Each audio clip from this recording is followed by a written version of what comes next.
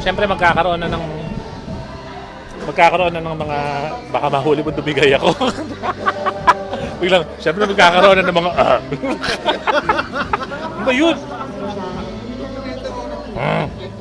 So, talagang ano, no? Parang darating si Chris Aquino, no? Liwanag. Okay, may shooting po ngayon dito. Hindi, so, I want us to, syempre yung mga membership aspect na normally expect natin, yung pagkakaroon ng mga ID, ganyan, yung keeping of membership records, okay na yun. It will hopefully we will organize, and then we will find people to do those things efficiently. Ang importante kasi, often in an organization or in a ragtag organization ng ADO, parang ang inaano natin is sometimes we assign the tasks to the wrong people. 'Di ba? Ang sana dito sa pag-organize natin ng sarili natin, we should find the people who are experts in those areas.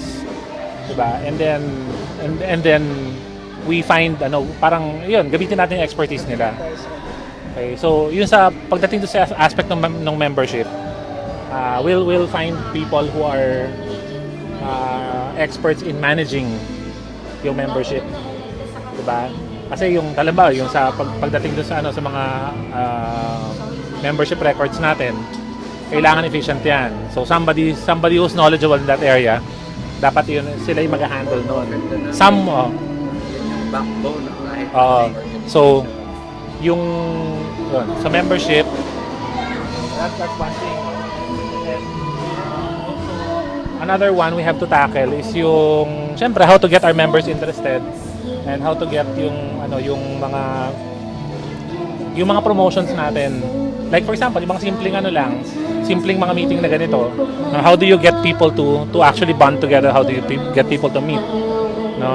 And then actually in the design, yung setting up the organization, syempre kailangan meron tayong logo, 'di ba? We already have a Facebook page, no?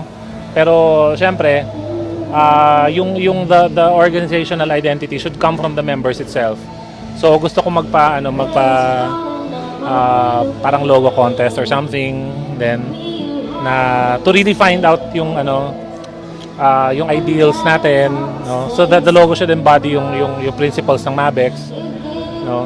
And then eventually mag-organize tayo, meron tayo mga nung eyeball yun yung term na ginamit ko, yung haggle. I think it would be more appropriate na yun yung parang pinaka formal, yung parang general assembly natin. And siguro we can organize that mga tipong quarterly ba yun? Quarterly or it depends.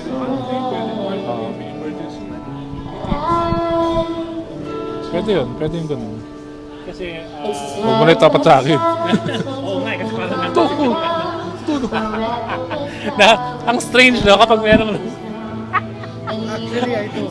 natatawa ako. Ako? Strange. Hindi. Strange yun ako sa microphone na malapit sa iyo. Kasi, sensor. Ayos yung automatic Hindi, yun. So, yun, gusto kong mag-meet tayo. Pero, yung natin, yung ating meeting, kahit na informal, gusto ko merong na-achieve, parang meron kang parang agenda, gano'n. And then, parang issues to resolve. And then after yung meeting na yun, fellowship na.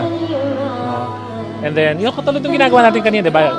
Tinatanong ko saan yung industry mo, and then tinatanong nila kung ano yung line of business ko. So, magkatulungan tayo. I think it's important na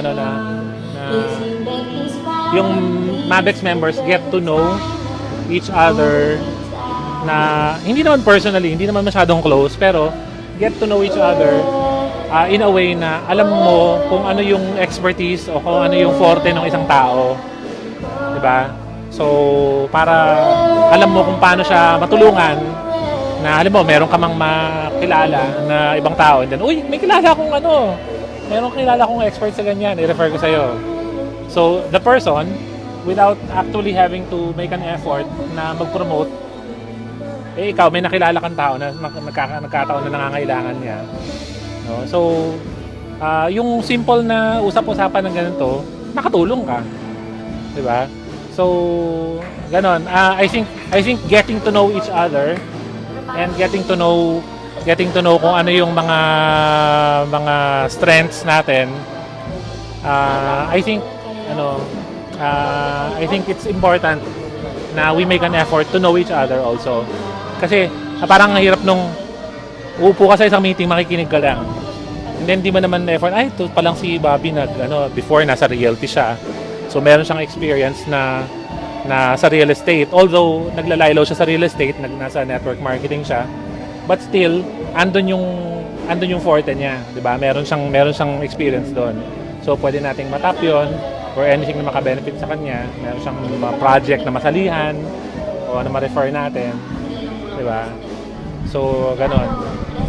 I'm very optimistic that we can find opportunities for each other within our circle. And if the circle grows, 'di ba? Mas maraming habang lumalaki yung circle, mas maraming pwedeng pumasok sa loob. 'Di ba?